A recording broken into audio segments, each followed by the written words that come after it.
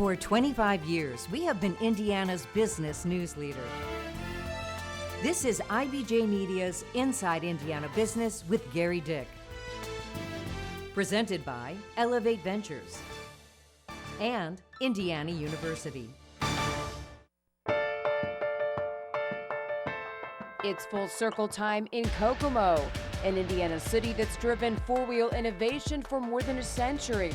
The city's ties to the first cars to ever hit the road to today's new age of auto manufacturing in the EV space. Billions of dollars in investment and thousands of new jobs in the pipeline. Plus, Northwest Indiana getting a big slice of the next form of clean energy, the economic impact of a new hydrogen hub coming to the state, and how a Hoosier mom is using tech to tackle one of Indiana's most alarming health issues in minority communities.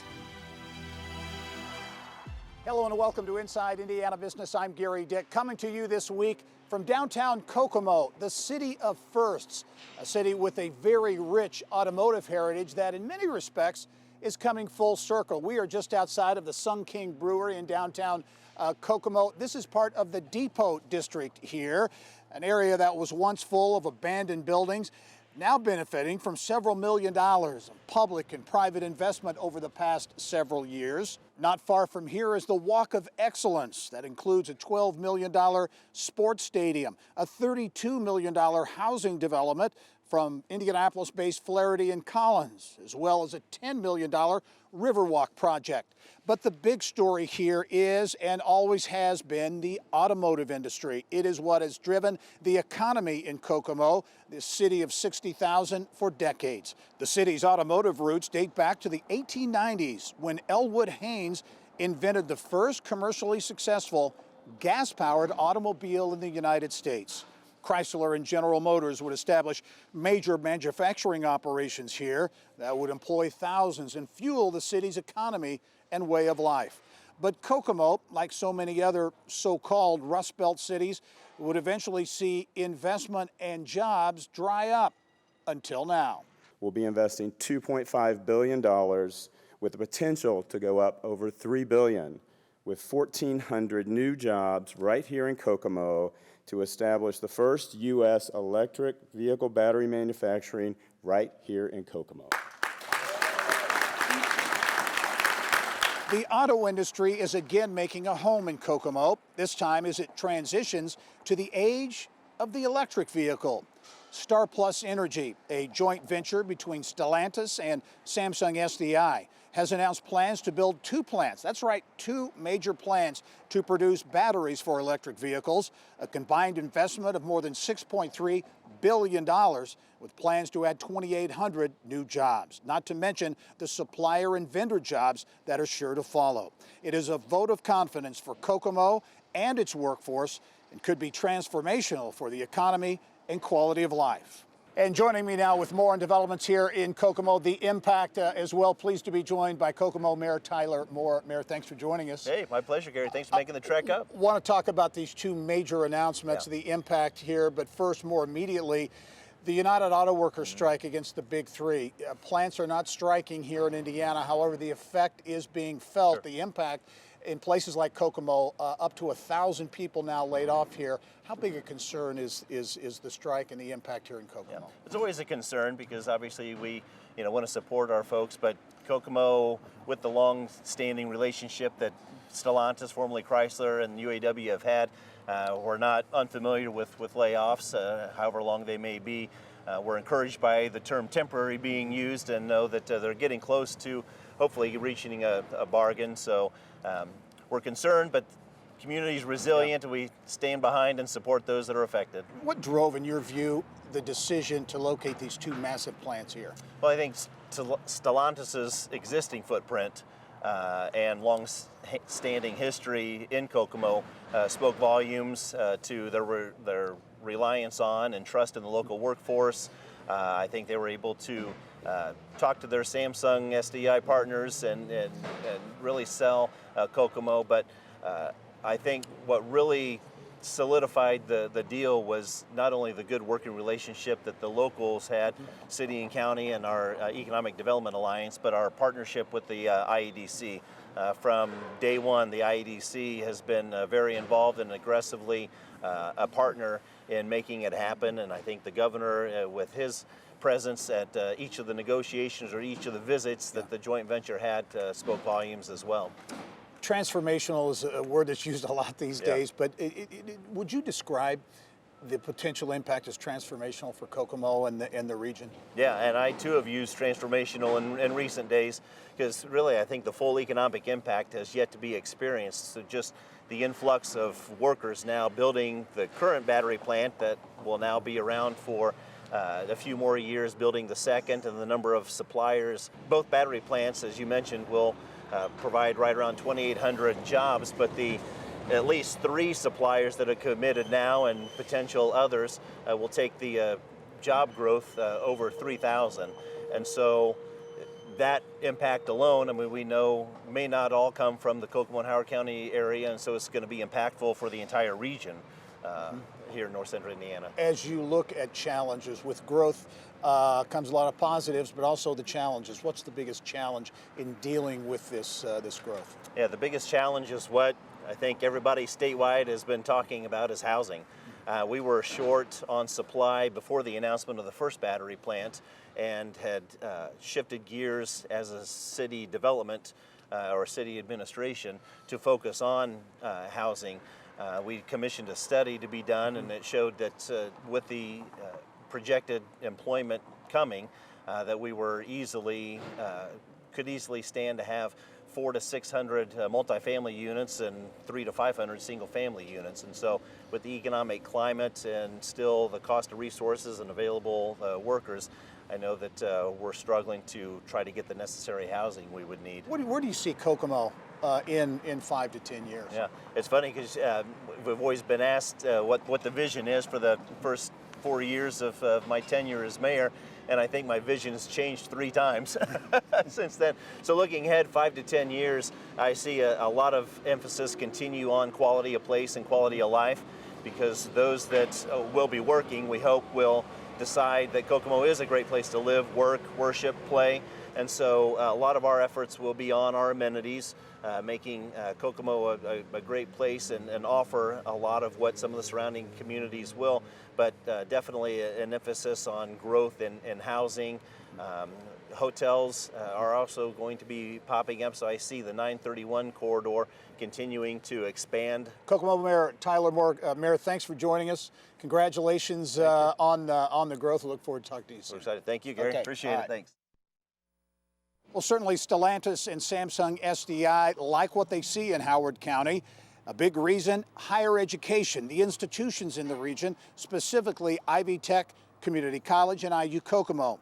I spoke with Ivy Tech Community College President Sue Ellspermann on a recent Business and Beyond podcast about how Ivy Tech's Kokomo campus played a critical role in sealing the deal to convince Stellantis to invest here. We were there from the beginning at the table. We were able to make the commitment to a great Korean employer that we could do the work.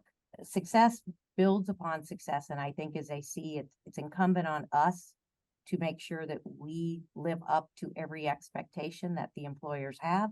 But Ivy Tech is very capable of doing this work. Well, calling Kokomo home sweet home may be a challenge for hundreds of new workers that will likely need to move here in the future. How the city, like so many in Indiana, is working to meet housing demand. That's when we return. Hi, Gary. Toph here. Here's to 25 years. Congratulations. You've absolutely crushed it. I still remember when I was about 28 years old, I messed up in your studio and you had to start the recording over, and I thought you were going to kick me out forever and never invite me back. Congratulations.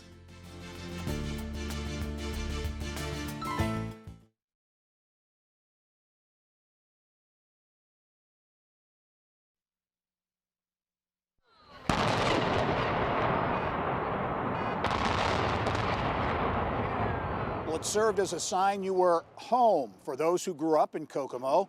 The landmark Kokomo Gas Tower, a Kokomo icon from the mid-1950s until it came tumbling down 20 years ago. Well, affordable housing, it is an issue facing many communities throughout the state of Indiana. In fact, there are some who suggest Indiana is facing a housing crisis.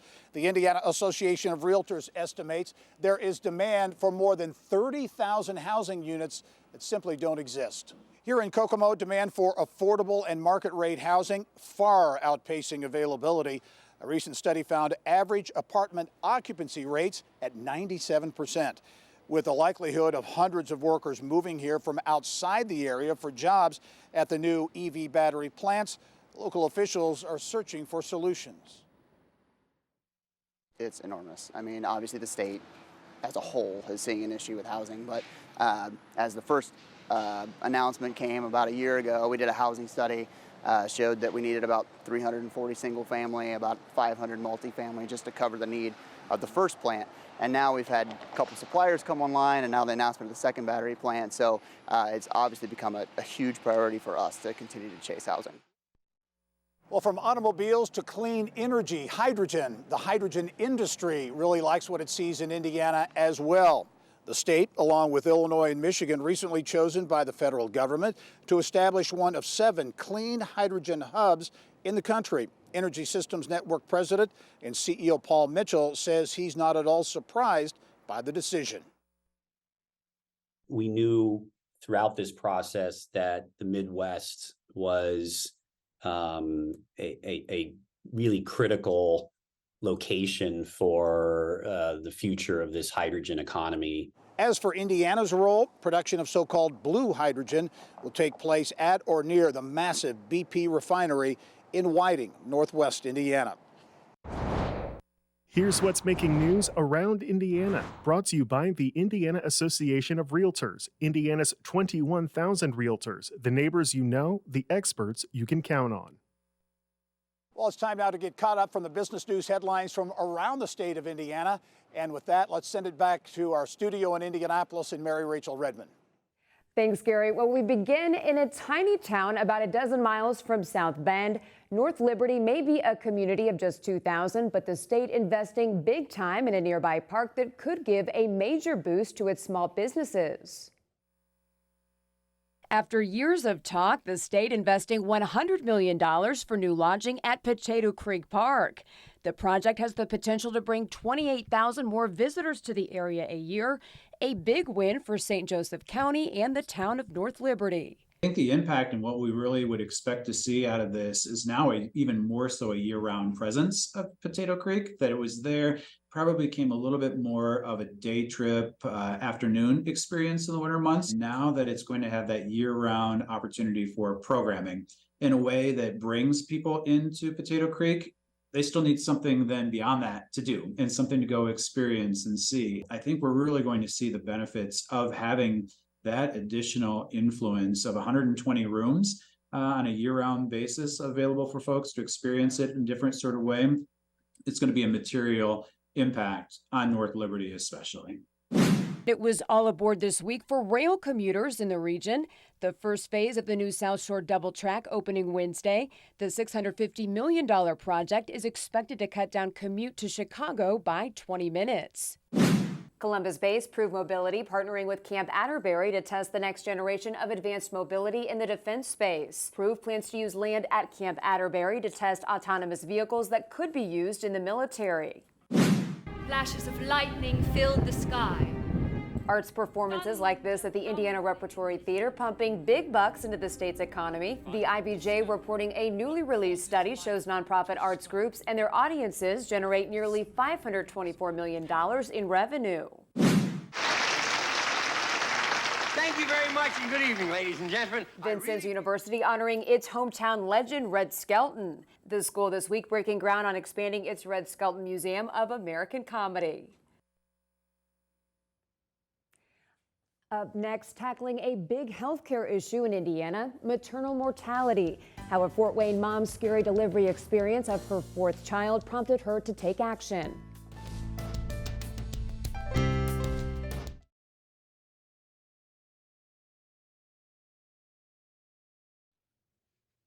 Well, an Indiana mother is using tech to tackle one of the state's worst health stats, the high rate of death among Black mothers.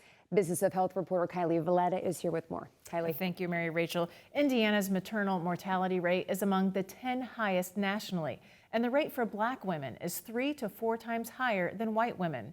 It was her own life-threatening birthing experience that led IU grad Ariana McGee to leave her corporate job and launch a startup to help Black mothers have healthy births.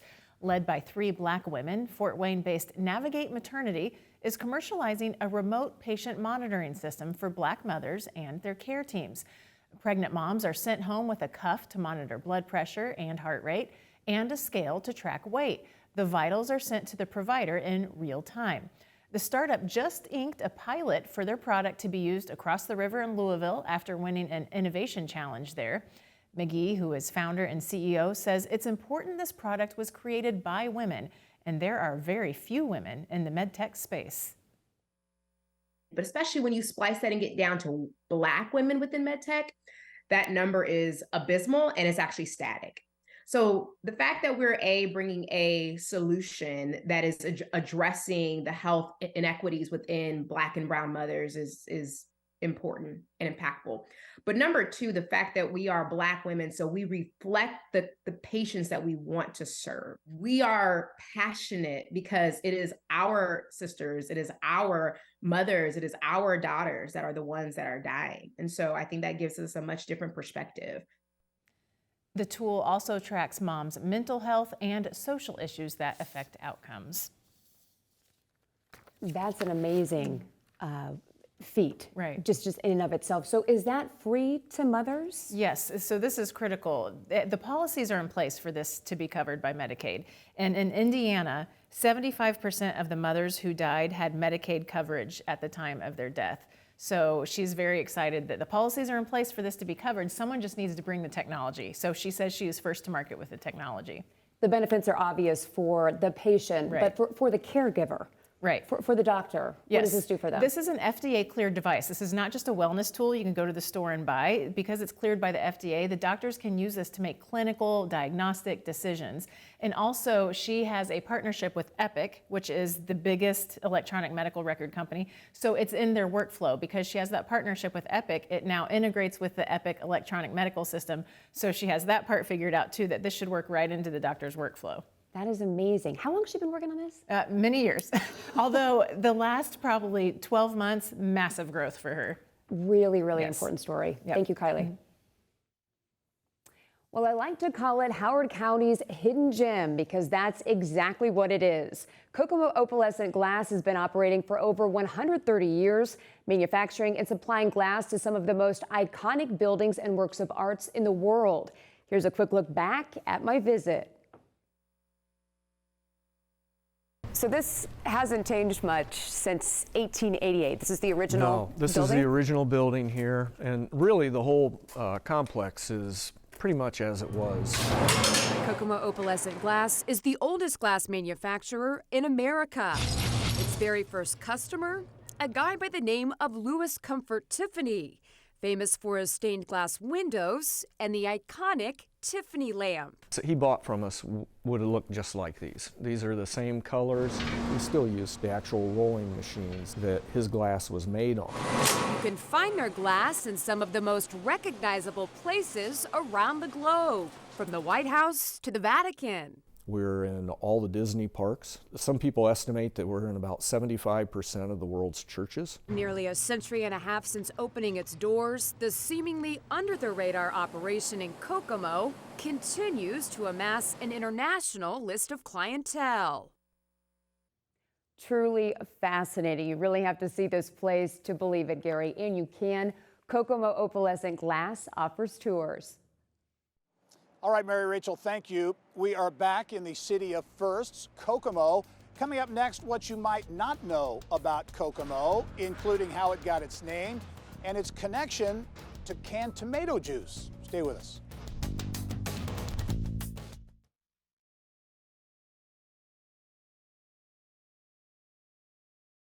Well, Kokomo bills itself as the city of firsts, not only pioneering the evolution of the cars we drive, but also playing an important role in food and the utensils we eat with. There's a place called Kokomo.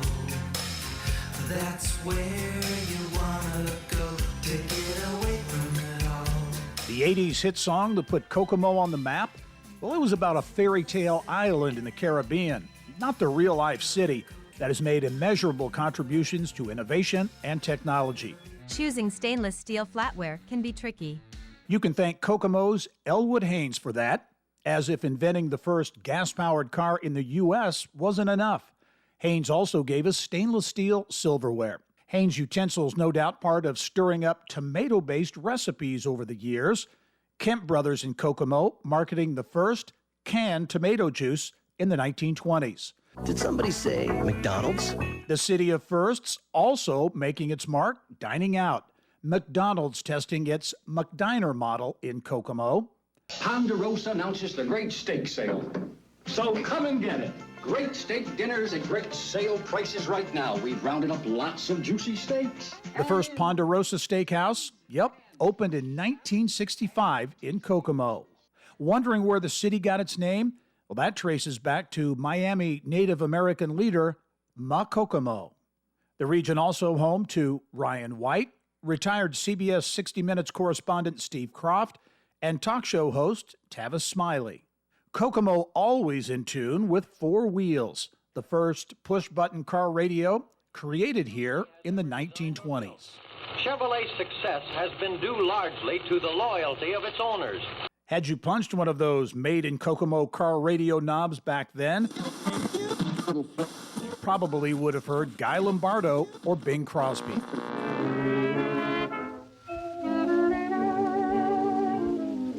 Kokomo, Indiana. Not a make-believe place in a song. A can-do city of firsts, using its automotive roots from the past to pave a path for the future of innovation.